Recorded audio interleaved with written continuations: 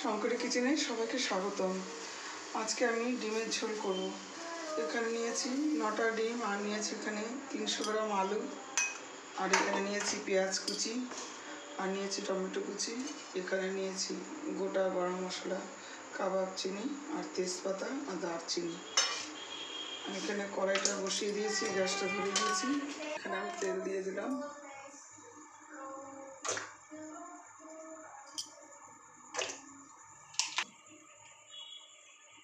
একটু টমেটো কুচি দিয়ে দিলাম,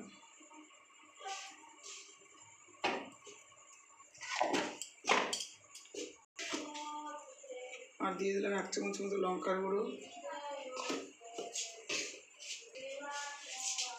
করে রেখেছিলাম, দেখুন কত সুন্দর। এখানে একটু আদা পাউডার দিয়ে দিলাম, একসাথে পেস্ট করে নেব। আর দিয়ে দিলাম একটু রসুন বাটা। এগুলোকে ভেজে নেব।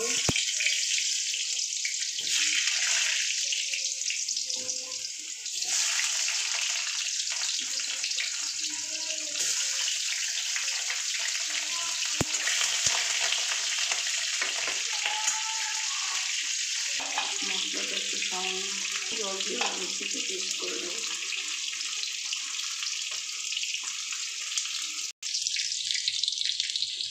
সামান্য লবণ দিয়ে দিলাম,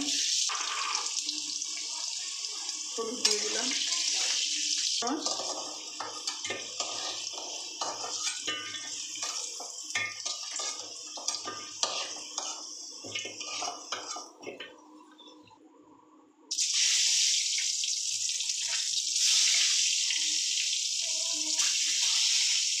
সামান্য হলুদ দিয়ে দিলাম।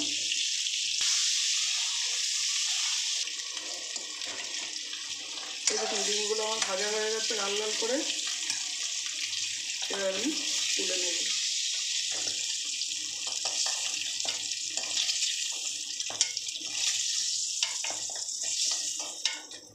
আকর্ষণ, একটু চিনি দিয়ে দেবো, সামান্য দিলাম।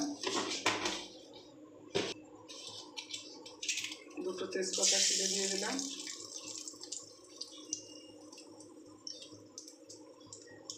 আর দিয়ে দিলাম শুকনো লঙ্কা, আর একটু এই যে পেঁয়াজ কুচি ছিল এটা দিয়ে দিলাম, আর গোটা কাঁচা লঙ্কা দিয়ে দিলাম। এবার আমি আর একটু তেল দিয়ে দেবো।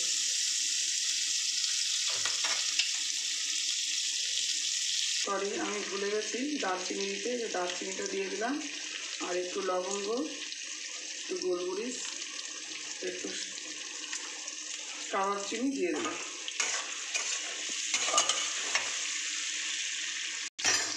এখানে টমেটো দিয়ে দিলাম,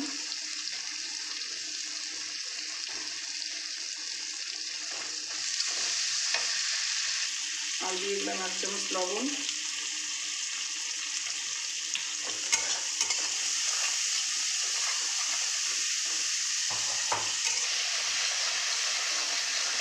টমেটোটা গলে গেছে। এবার আমি এই মশলাটা করে রেখেছিলাম, আদা পেঁয়াজ রসুন বাটা একসাথে দিয়ে দিলাম।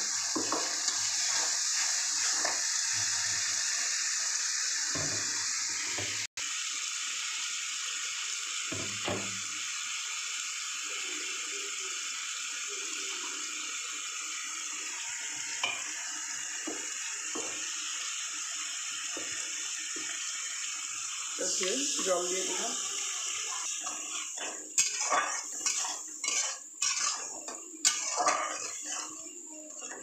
মশলার সাথে কষাবো, সেদ্ধ হয়ে যাবে।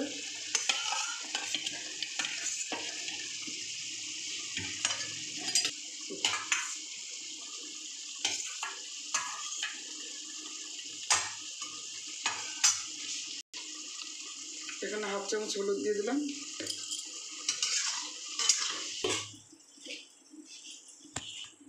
আর ওইদিকে নিয়ে এই দেখুন আমার ডিমের ঝোলটা কষানো হয়ে গেছে, তেল ভেসে উঠেছে। এবার আমি জল দিয়ে দিলাম।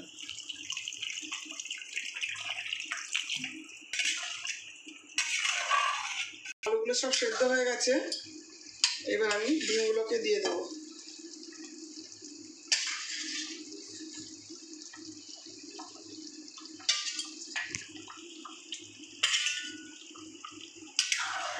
এই যে আমার ডিমের ঝোলটা হয়ে গেছে। এই যে আমি এখানে সামান্য গরম মশলা করে দিয়ে দিলাম।